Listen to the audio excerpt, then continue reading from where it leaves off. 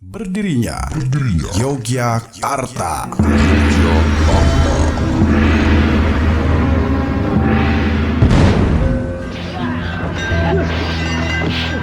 Berdirinya Yogyakarta, sebuah cerita yang digubah dari sebuah buku sastra Jawa yang berjudul Babad Nitik Ngayogya.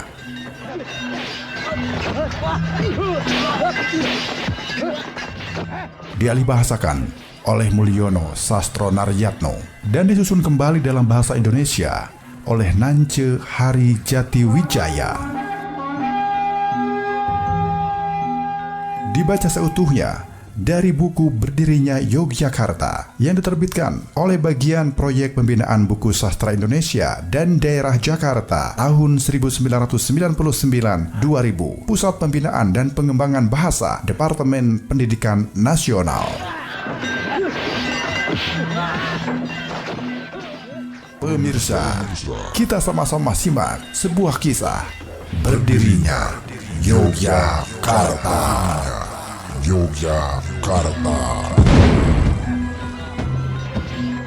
Saya Gilang Kasnadi, penutur cerita ini. Selamat mendengarkan.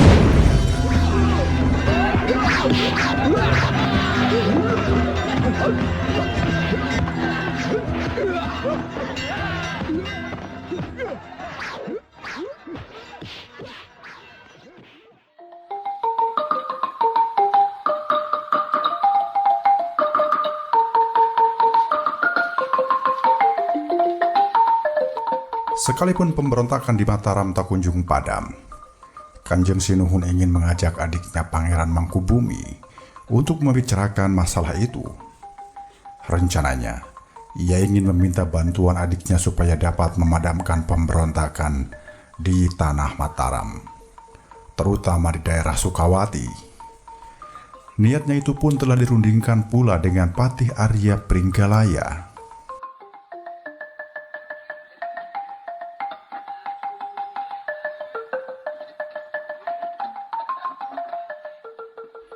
Ketika beberapa utusan menyampaikan berita bahwa dirinya dipanggil Sinuhun Pakubuwana II, Pangeran Mangkubumi tidak memenuhi panggilan itu, sebab hatinya ragu-ragu. Pangeran Mangkubumi bertanya dalam hati, "Mengapa Kakanda memanggil saya? Ini pasti ada sesuatu." Pangeran Mangkubumi akhirnya meminta tolong kepada bibinya agar mewakilinya menghadap Sinuhun Pakubuwana. Dengan senang hati, sang bibi menerima permintaan Pangeran Mangkubumi. Ia kemudian berangkat menghadap Sinuhun Pakubuwana. Ketika sang bibi menghadap, Kanjeng Susuhunan bersabda, "Mengapa Dinda Mangkubumi tidak menghadap sendiri, bibi?" "Entahlah Sinuhun, Pangeran Mangkubumi meminta saya mewakilinya menghadap Sinuhun," sahut sang bibi. "Mungkin Pangeran Mangkubumi merasa segan menghadap saya," kata Sinuhun Pakubuwana. Kemudian Sinuhun Pakubuwana berkata lagi, "Sebenarnya saya ingin mengajaknya membicarakan sesuatu." "Bibi rasa Pangeran Mangkubumi menjaga perasaan Sinuhun, atau mungkin Pangeran Mangkubumi segan menghadap Paduka," jawab sang bibi. Pangeran Mangkubumi adalah seorang pangeran yang sangat dekat dengan Kaula. Karena itu, dia sangat menjaga perasaan kakaknya. Ia khawatir jika Sinuhun Pakubuwana tidak sejalan dalam pembicaraan tentang masalah kerajaan. Bahkan, Pangeran Mangkubumi khawatir jika kedua petinggi kerajaan itu menjadi canggung, sebab Pangeran Mangkubumi juga takut untuk mengutarakan pendapatnya yang kemungkinan tidak sejalan dengan kakaknya. Setelah mendengar penjelasan bibinya, Sinuhun Pakubuwana mengemukakan apa yang menjadi beban pikirannya. "Bibi, sebenarnya aku sedang bingung dan sedih," keluh Sinuhun Pakubuwana kepada bibinya. "Mengapa Paduka bingung dan sedih?" tanya sang bibi. "Saya bingung karena kerusuhan di Mataram sampai sekarang belum dapat dipadamkan," Padahal saya telah 2 kali mengirim prajurit untuk menumpas kerusuhan itu, tapi belum juga berhasil, jawab Sinuhun Pakubuwana kepada bibinya. Setelah berhenti sejenak, ia kemudian melanjutkan penjelasannya. Bibi, saya memanggil Dinda Mangkubumi sebenarnya ada sesuatu yang akan saya bicarakan. Saya ingin mengajak Dinda Mangkubumi untuk memecahkan berbagai persoalan kerajaan.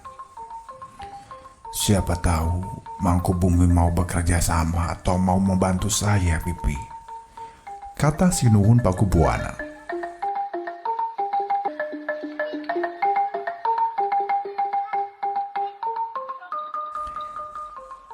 Saya akan memberikan daerah Sukawati jika Pangeran Mangkubumi dapat menumpas kerusuhan yang terjadi akhir-akhir ini, terutama di Sukawati dan di Gunung Kidul, lanjut Sinuhun Pakubuwana. Keluhan demi keluhan pun diutarakan oleh Pakubuwana kepada sang bibi. Dengan setia, sang bibi pun mendengarkan keluhan-keluhan itu. Tak berapa lama kemudian, pembicaraan mereka selesai.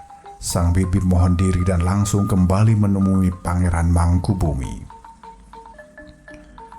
Ketika bertemu Pangeran Mangkubumi, sang bibi menceritakan kembali pembicaraannya dengan Kanjeng Sinuhun.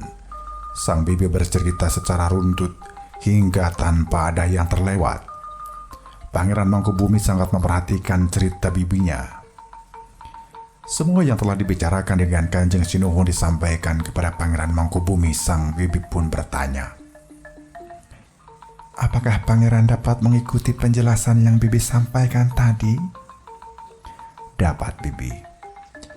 Bahkan saya sekarang menjadi mengerti maksud Kanda memanggil saya, jawab Mangkubumi. Syukurlah kalau begitu. Yang jelas, kakak Pangeran seperti mengharapkan bantuan Pangeran untuk menghadapi kerusuhan yang tak kunjung padam. Bagaimana pendapat Pangeran? Tanya bibi. Bibi, kalau memang itu yang diinginkan oleh Kakanda, saya akan mencobanya. Tentunya sebatas kemampuan yang saya miliki, sahut Mangkubumi kepada bibi. Ternyata Pangeran Mangkubumi memahami apa yang dikehendaki Sinuhun Pakubuwana. Lalu, apa tindakan Pangeran selanjutnya? Tanya sang bibi. Sebelum saya berangkat menghadap kerusuhan itu, saya ingin menghadap Kanjeng Sinuhun untuk melanjutkan pembicaraan ini, jawab Mangkubumi. Maksud Pangeran melanjutkan pembicaraan yang mana? Tanya sang bibi. Maksud saya, pembicaraan tentang kesanggupan Kanjeng Sinuhun memberikan daerah Sukawati kepada siapapun yang dapat meredakan kerusuhan di Mataram. Saya ingin janji itu ditandatangani oleh kedua belah pihak, lanjut Mangkubumi. Pangeran Mangkubumi kemudian pergi menghadap Kanjeng Sinuhun. Beliau mohon izin untuk meredakan kerusuhan tersebut. Kanjeng Sinuhun pun menyetujui permintaan adiknya, yaitu menandatangani perjanjian bahwa daerah Sukawati akan diberikan kepadanya jika Pangeran Mangkubumi berhasil menumpas pemberontakan itu. Akhirnya, berangkatlah Pangeran Mangkubumi ke Sukawati untuk meredakan kerusuhan.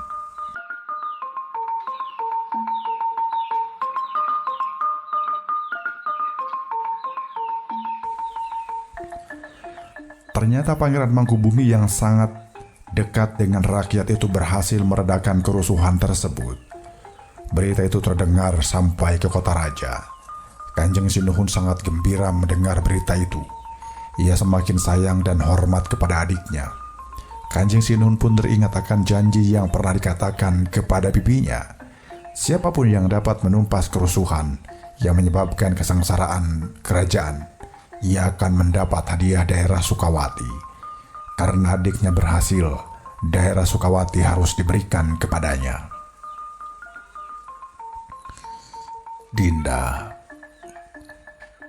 Dinda Pangeran, karena Dinda telah berhasil meredakan pemberontakan, sekarang daerah Sukawati saya serahkan sepenuhnya kepada Dinda, kata Kanjeng Sinuhun kepada Pangeran Mangkubumi.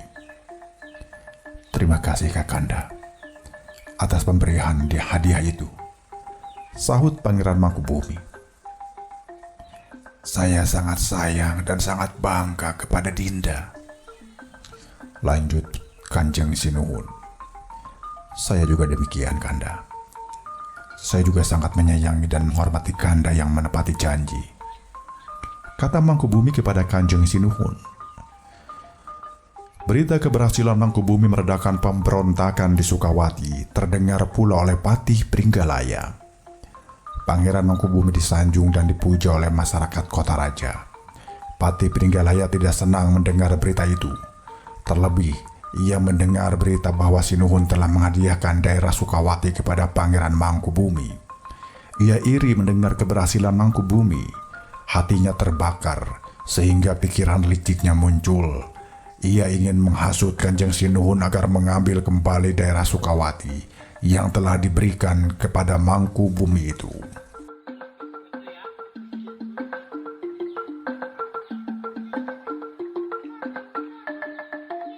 Kanjeng Sinuhun, sebaiknya daerah Sukawati jangan diberikan dahulu kepada Pangeran Mangkubumi, sebab ia pasti akan berkuasa di sana. Jika itu dibiarkan, tentu kekuasaan Mangkubumi akan mengancam Mataram dan kedudukan Paduka. Patih Pringgalaya mulai menghasut Kanjeng Sinuhun. Kakang Patih, saya tidak akan mengingkari janji saya sendiri. Kakang sendiri tahu bahwa Dinda Mangkubumi telah berhasil meredakan kerusuhan itu. Jadi, Dinda Mangkubumi berhak mendapat daerah Sukawati, sahut Kanjeng Sinuhun setengah marah. Kanjeng Sinuhun, jika Paduka menyerahkan kepada Mangkubumi, pangeran-pangeran lain dan putra-putra Paduka pasti akan iri, lanjut Pringgalaya. Tidak, Kakang. Kakang pun tahu, sudah 2 kali saya mengirim prajurit ke sana, tetapi tidak berhasil. Akhirnya, saya minta tolong Mangkubumi untuk mengatasinya.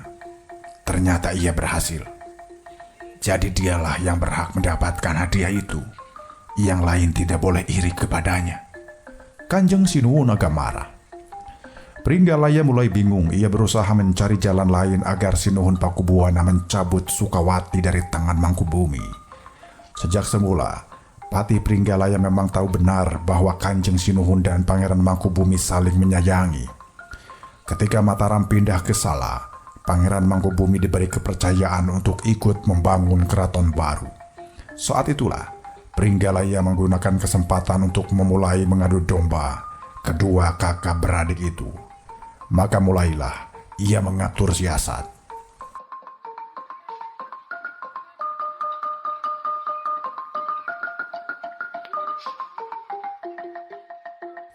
Sore itu, Pangeran Mangkubumi meninjau para pekerja yang sedang membangun keraton atau tempat tinggal raja yang baru.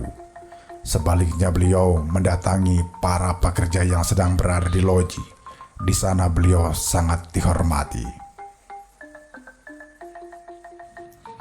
Selamat sore, Pangeran, sapa mereka seraya menundukkan kepala. Pangeran Mangkubumi membalasnya dengan tersenyum. Kami merasa mendapat kehormatan karena Pangeran sudi meluangkan waktu untuk mendatangi kami, kata pekerja kepada Pangeran Mangkubumi. Memang semua ini adalah tugas saya, sahut Mangkubumi. Sebagian pekerja sibuk mencari kursi untuk duduk sang pangeran. Sebagian lagi sibuk menyediakan makanan dan minuman.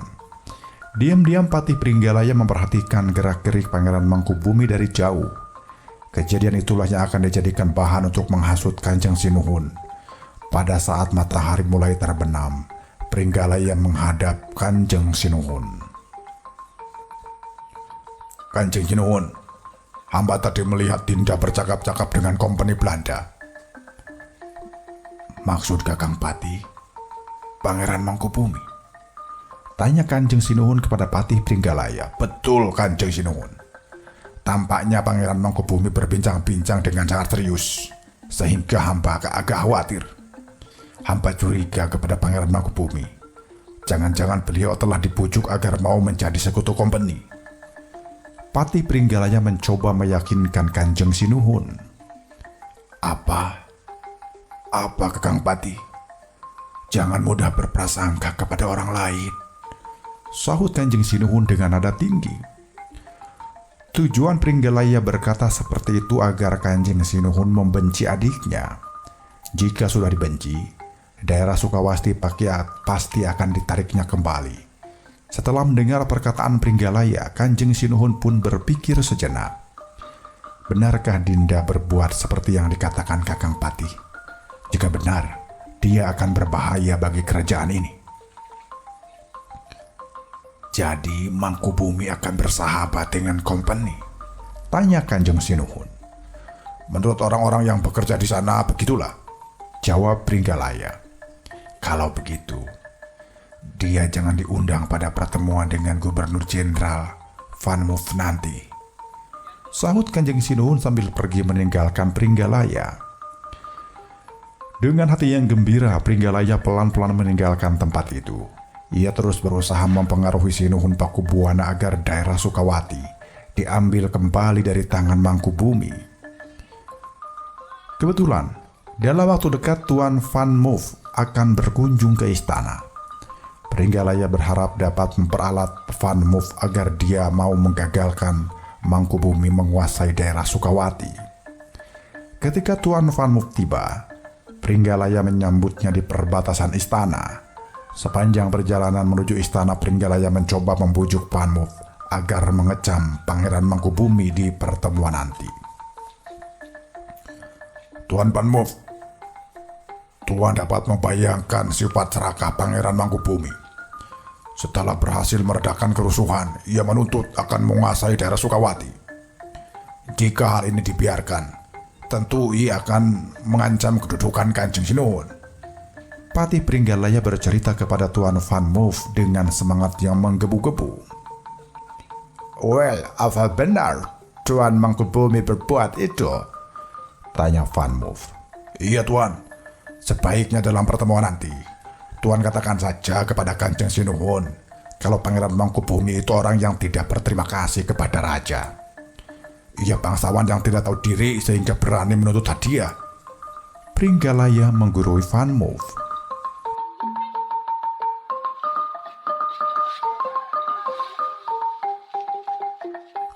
Sesampainya di sala, Tuan Van Moof disambut dengan baik oleh Kanjeng Sinuhun beserta pegawainya. Dalam perjamuan malam itu, Tuan Van Moof menyempatkan diri menanyakan daerah Sukawati. Kanjeng Sinuhun pun mengatakan kepada dirinya bahwa daerah Sukawati telah diberikan kepada Mangkubumi sebagai hadiah atas keberhasilan meredakan kerusuhan. Tuan Van Moof mengungkapkan ancaman terhadap Mangkubumi. Menurutnya, Pangeran Mangkubumi itu bangsawan yang tidak tahu diri sehingga berani menuntut hadiah untuk daerah Sukawati. Kanjeng Sinuhun terkejut ketika mendengar kecaman yang ditujukan kepada adiknya itu. Saat itu juga, Sinuhun Pakubuwana mendadak pusing.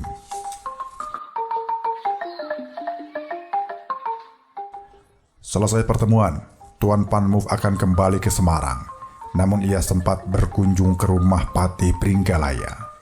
Sementara itu, setelah Tuan Van Moof meninggalkan istana raja, Sinuhun ingat perkataan Patih Pringgalaya tentang adiknya. Ia juga ingat terhadap ancaman Tuan Van Moof. Kecaman itu pun terngiang-ngiang di telinganya. Seketika itu juga, beliau teringat peristiwa keberhasilan kompeni mengangkatnya kembali menjadi raja setelah beliau terdesak oleh pasukan Mas Garendi. Hatinya semakin resah. Beliau merasa berhutang budi kepada kompeni.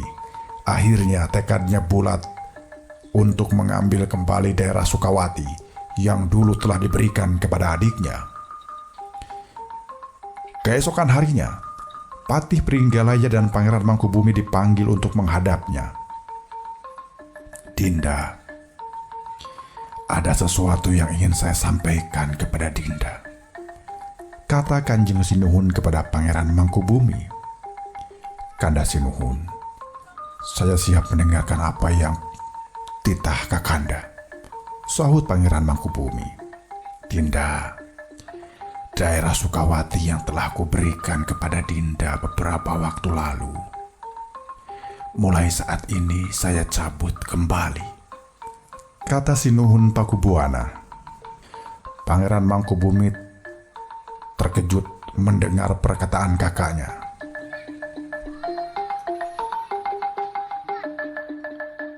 "Maafkan saya, Dinda. Semua itu atas kehendak Gubernur Jenderal. Kanda tidak tahu menahu dan tidak kuasa untuk menolak perintah Tuan Panmuf," lanjut Kanjeng Sinuhun. Pangeran Mangkubumi terdiam sambil menundukkan kepala. Dalam hati ia ingin menentang keputusan kakaknya, tapi ia takut. Kemudian ia meminta pertimbangan Patih Pringgalaya. Dengan senang hati Patih Pringgalaya memberikan pendapatnya. Bahkan Patih Pringgalaya membenarkan keputusan Sinuhun Pakubuwana. Kata-kata Pringgalaya sangat menyakitkan hati Pangeran Mangkubumi. Karena itulah timbul keberanian sang pangeran untuk menentang Kanjeng Sinuhun. "Lebih baik saya mati syahid membela kebenaran daripada mengabdi kepada antek-antek company," kata Mangkubumi dalam hati. Akhirnya Pangeran Mangkubumi pun pergi meninggalkan keraton.